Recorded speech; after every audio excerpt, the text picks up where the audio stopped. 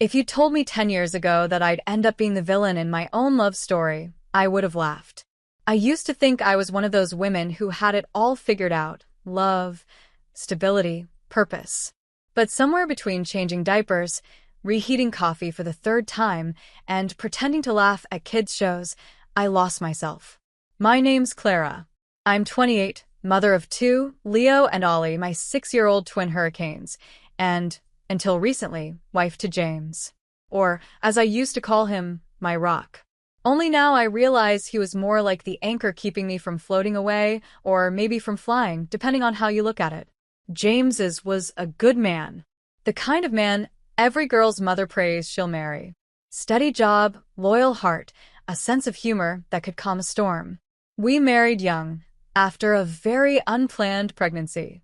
Surprise twins, as he called them, while I was crying over stretch marks and the fact that my 20s had been hijacked by motherhood. We didn't plan our wedding. We planned our survival. Shotgun vows, swollen feet, and the faint smell of baby powder. I told myself I was happy because, well, I was supposed to be happy. But I wasn't. Not really. I loved my kids, don't get me wrong, but motherhood hit me like a hurricane I didn't sign up for. Everyone said it would come naturally, that I'd just know what to do. Spoiler alert, I didn't. Half the time I was guessing. The other half I was crying in the bathroom, so the kids wouldn't see. And while James handled everything with this irritating calm, like he was born to be a dad, I felt like an imposter in my own life. He'd laugh with the twins, make breakfast, build forts out of couch cushions. Meanwhile, I was silently screaming inside. I'd look at him and think, how is he okay with this being forever? I remember one evening vividly.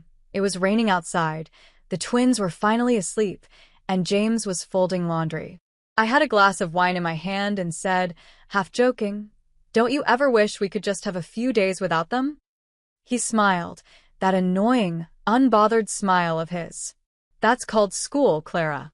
Monday through Friday, 8 to 3. I rolled my eyes.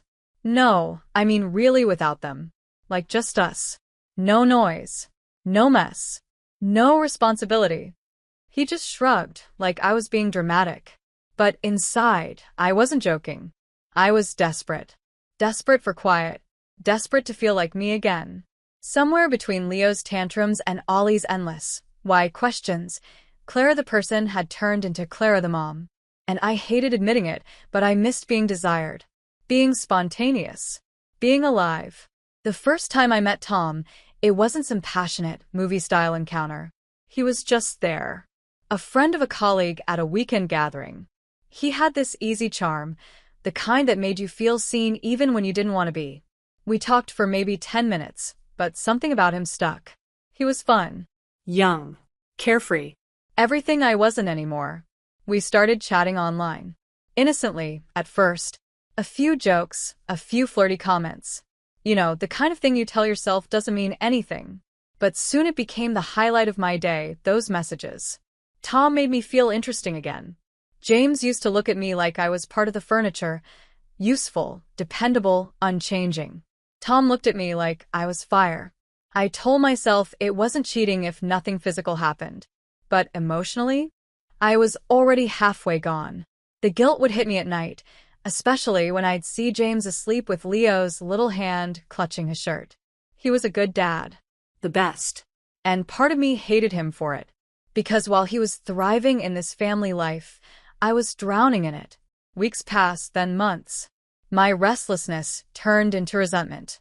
Every little thing James did started to annoy me, his calmness, his patience, his jokes about the twins' mess.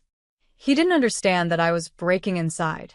He'd tell me I was beautiful, and I'd roll my eyes. He'd ask me what was wrong, and I'd snap, nothing. But there was something huge. I didn't want this life anymore. One night, I sat him down. My hands were shaking so badly, I almost dropped my wine. I told him, "James, I need to discover myself." He actually laughed. What? Like Dora the Explorer? "Should I buy you a backpack?" That hurt, because I was serious. I told him I felt trapped, that motherhood had stolen my youth, my dreams. And instead of listening, he turned it into a joke. I said things I didn't mean and some that I did. I told him I regretted not living more before getting married. I told him I wanted to find myself again. He just looked at me like I'd slapped him. And maybe I had. When I finally said it, "I've been seeing someone." The silence that followed was worse than any shouting could have been. His face went blank, then pale, then angry. He didn't scream. He didn't throw anything. He just looked broken. And that's when it hit me. I wasn't the hero of this story. I wasn't even the victim. I was the villain. But I didn't stop. Because I thought I was doing the right thing for myself. I thought if I didn't leave now, I'd end up resenting everyone, including my own children. So I left. I packed a bag, told the twins I was going on a trip, and walked out. James didn't stop me. He just stood there, silent, holding Leo's hand while Ollie cried. That image still haunts me. James in the doorway, two scared kids behind him, and me walking away. I told myself it was temporary, that I'd come back once I'd found myself, that I needed time, freedom, adventure. Tom was waiting outside in his car. I remember thinking, this is my new beginning. But as it turns out, not every new beginning is worth the ending it costs. For a while, life with Tom felt like magic. We traveled. We drank too much. We laughed. I posted pictures of sunsets and cocktails, pretending I'd found happiness. But somewhere in between those glossy photos, something started to crack. Tom was fun but shallow. Every night was a party. Every morning, a hangover. And in those quiet mornings, when he'd still be asleep, I'd scroll through my phone and see pictures of Leo and Ollie on James's page. Halloween costumes. First day of school. A drawing that said, "We love Daddy." And I'd cry. Not just because I missed them, but because I realized they might not miss me. I told myself I could go back whenever I wanted. That James would forgive me eventually. He always forgave me. But the longer I stayed away, the harder it became to face what I'd done. By the time I finally tried calling James, it had been months. He didn't answer. And that's when I realized maybe I hadn't just left my marriage. Maybe I destroyed it. When I left James and the kids, I told myself I was chasing freedom. But the truth is, I was just running away from the life I'd built, and from the person I'd become. For the first few weeks, everything felt electric. Tom and I went from one city to another like we were in some indie film about reckless youth. We stayed in fancy hotels, took pictures on beaches, drank champagne for breakfast. I told myself this was what I had missed, that this was what I deserved. But the high doesn't last forever. Freedom, I learned, has an expiration date. It started small. Tom would scroll on his phone while I tried to talk. He'd disappear for hours, and when I asked where he'd been, he'd laugh and say, "You sound like someone's wife." Someone's wife. That used to be something I was proud to be. Now it sounded like an insult. I'd try to ignore it. I'd drown my doubts in wine and selfies. Post another photo with a fake smile and a cocktail, pretending I wasn't unraveling. But no matter how much I drank or danced, there was always this pit in my stomach. Because when the music stopped, the silence was unbearable. I started checking James's profile in secret. At first, just curiosity. Then it became an obsession. Every picture of Leo and Ollie hit me like a punch to the gut. Them playing in the yard. James cooking dinner with them. A caption that read, "Movie night with my boys." That used to be our thing. And the comments, "You're such a great dad. Those boys are lucky to have you." All true, but each one another reminder that I wasn't there. That I had traded bedtime stories for bar nights. I told myself I'd call. I even dialed his number a few times. But I'd hang up before he answered. What would I even say? "Hey, sorry I blew up our family. How's everyone doing?" Yeah, no. Months passed. My new life started to feel like an extended mistake I couldn't undo. And when Tom suggested another trip, this time to Cabo, I didn't want to go. I told him I miss my kids. He laughed. "Clara, you wanted this life. Don't start going all mom mode on me now." That was the moment something inside me shifted. Because for the first time, I realized I wasn't chasing happiness anymore.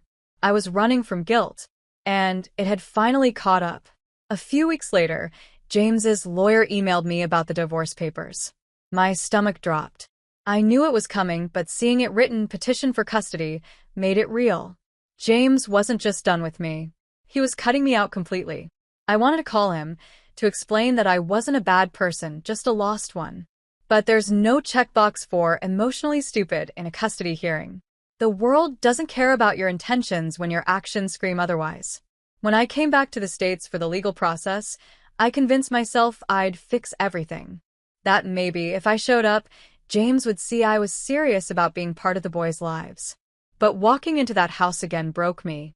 Leo and Ollie were older, taller, quieter. They stared at me like they weren't sure if I was real. And when Leo finally said, "Mom?" in this small, shaky voice, I almost fell apart. They ran to me, hugged me so tight I could barely breathe. I thought, maybe it's not too late.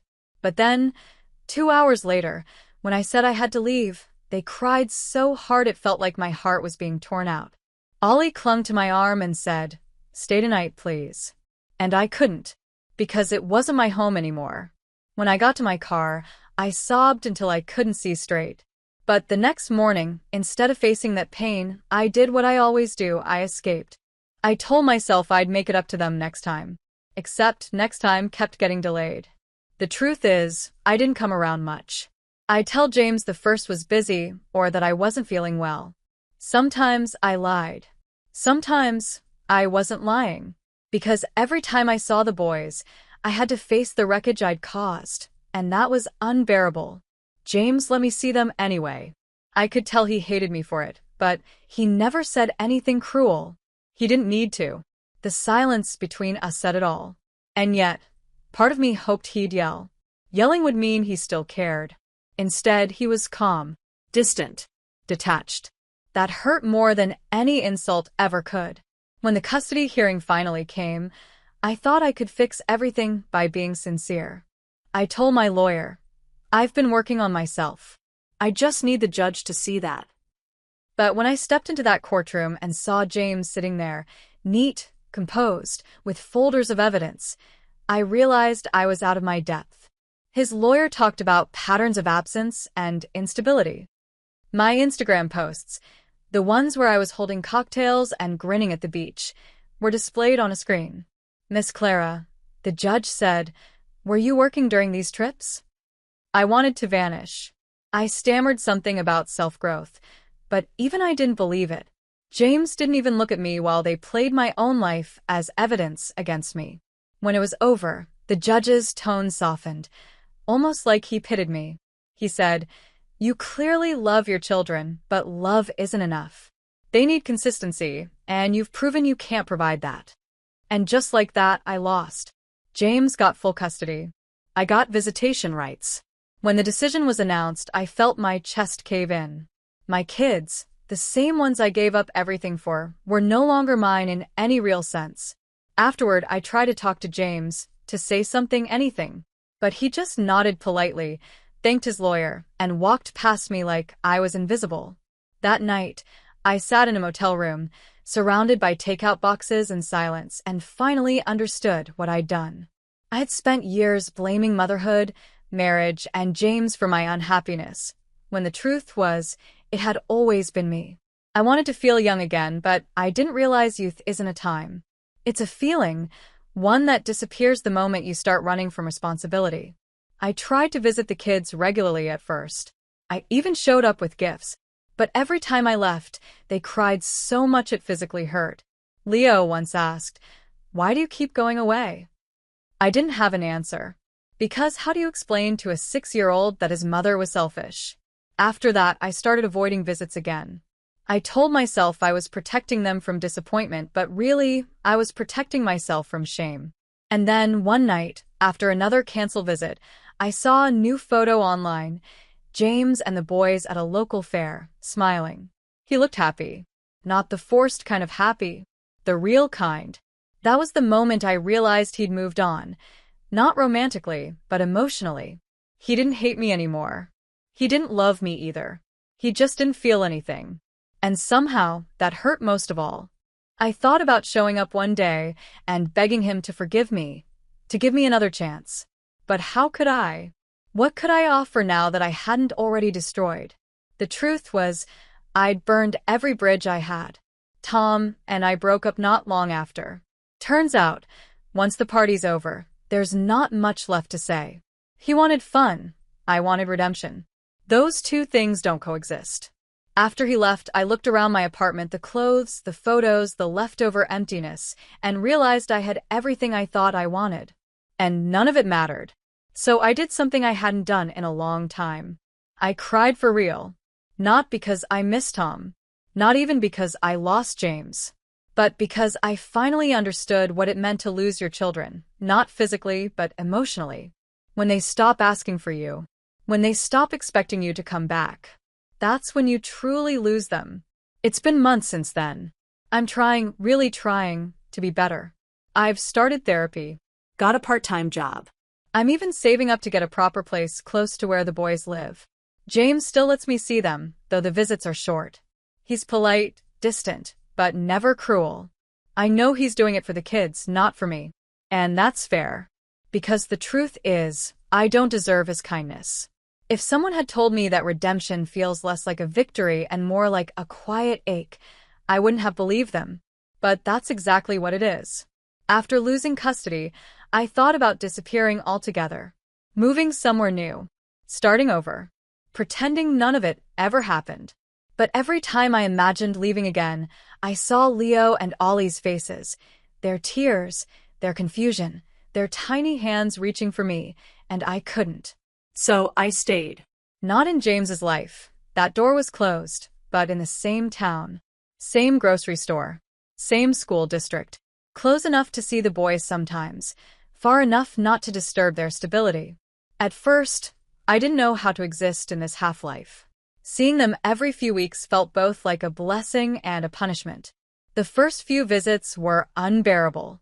Leo would chatter nonstop, trying to fill the silence, while Ollie stayed quiet, watching me carefully, like he wasn't sure if I was real this time. The second I had to leave, they'd cry, and I'd promise I'd be back soon. And I was. For a while. Then I missed one visit because of work. Then another because I couldn't face James's cold politeness.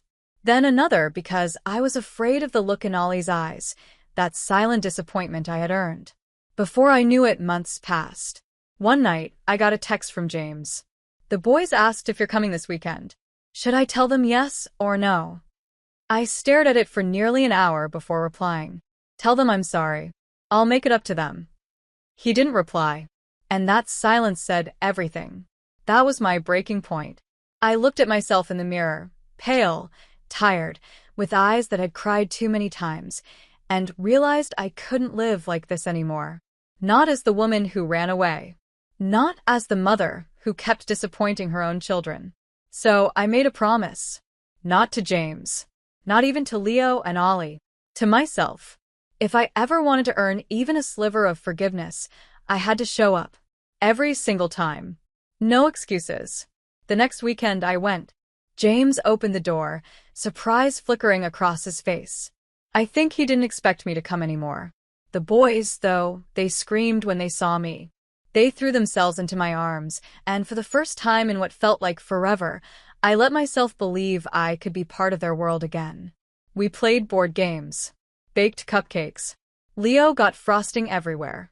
Ollie drew a picture of all four of us, stick figures holding hands. He wrote "Mum" under mine. I almost cried right there.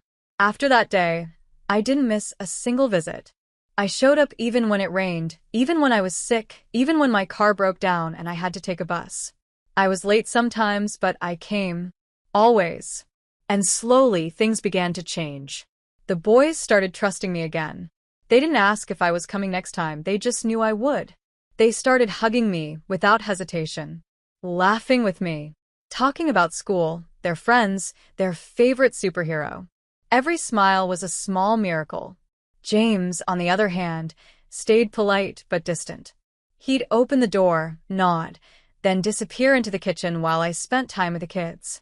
Sometimes we'd talk mostly about schedules, homework, things like that. but nothing personal. It hurt, of course, seeing him every week, knowing how much I'd ruined. But I didn't expect forgiveness anymore. I just wanted to make sure our children never doubted my love again. Months passed like this. A quiet, fragile rhythm. Then one evening, after the boys had gone to bed, James asked if I could stay a few minutes. He wanted to talk about Leo's upcoming school project. We sat at the kitchen table. The same one we'd once eaten dinner at together as a family. The same one where I'd told him I was leaving. The silence between us was heavy. He finally spoke first. "You've been consistent. I'll give you that." I nodded. "It's the least I can do." He leaned back, arms crossed. "The least?" I hesitated. "I know it doesn't fix anything, but I'm trying." He looked at me then, really looked at me, and for a second I saw a flicker of the man I used to know. But it was gone as quickly as it came. "You can't undo the past, Clara," he said quietly. "You can't erase what happened." "I know," I whispered. I want to be better. For them." He nodded once, stood up, and said, "That's all that matters." I thought that was the end of it. But as I was putting my coat on, I felt this sudden wave of emotion. Before I could stop myself, I said, "James, I broke up with Tom." He froze, his hand still on the doorknob. "Okay. I just thought you should know," I said weakly. "It's over. For good." He didn't respond. I kept talking because silence has always scared me more than anger. "I thought I wanted that life," I continued, voice trembling. "But I didn't. I thought I was chasing happiness, but really, I was just running from the person I became after the twins were born. And I blamed everyone, you, motherhood, everything, except myself." James finally turned to face me. His eyes weren't angry, just tired. "I'm not saying this because I expect anything," I added quickly. "I know what I did is unforgivable. I just wanted you to hear it from me. I'm sorry." He was quiet for a long time before saying, "You should tell them that someday. Not now, but when they're older. They deserve to know the truth." His words hit hard, but they were fair. I nodded. "I will."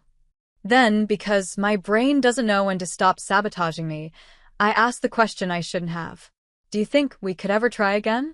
For them?" He sighed, and for a moment I saw something flicker in his expression. Sadness, maybe nostalgia. But then he shook his head. "No, Clara. We can co-parent. We can be civil. But that part of us? It's gone. You ended it." I wanted to argue, to say people change, to beg. But instead, I just whispered, "I understand." He nodded once and said, "Good night, Clara." And that was that. When I got into my car, I didn't cry. Not that night. I just sat there, staring at the steering wheel, and realized something I'd never admitted before. Forgiveness isn't something you get from someone else. It's something you earn by becoming someone different. I drove home that night feeling strangely calm. Not happy, but peaceful. Because for the first time in years, I wasn't lying to myself anymore. I was no longer trying to be the woman I used to be, the carefree, reckless version of me that thought happiness meant escape. I was learning to be the woman who shows up, who takes responsibility, who rebuilds quietly without asking for applause. Weeks turned into months. I kept showing up. I found a steadier job, saved money, got a small flat near the boys' school. The first time they came over to visit, they helped me unpack boxes and stuck their drawings on my fridge. Leo said, "Now we can visit you at your house, Mom." And I smiled through tears. "Yes, sweetheart. My house." James drops them off sometimes. We still don't talk much, but the tension has softened. Once, he even stayed for coffee while the boys showed him their new video game. We laughed, genuinely, about Leo's competitive streak. It wasn't reconciliation, but it was peace. Sometimes, when I put the boys to bed at my flat, I look at them and wonder how I ever thought my freedom was worth losing this. The little hands clutching mine. The sleepy smiles. The way Ollie whispers, "Love you, Mum," before drifting off. That's what I was chasing all along. Not freedom. Not youth. Just feeling alive again. And somehow, I found it. Not in a beach bar or a stranger's arms, but here, in this tiny apartment, folding my kids' clothes while they sleep in the next room. I still have bad days. Days when the guilt crawls back. When I see James smiling and wonder if I'll ever stop being the woman who broke his heart. But then Leo giggles or Ollie tells me about his art project, and I remember I may have lost my marriage, but I'm still their mother. And this time, I'm not running from that. Ever again. Epilogue, a quiet redemption. It's been over a year since that night in James's kitchen. We've both moved on in our own ways.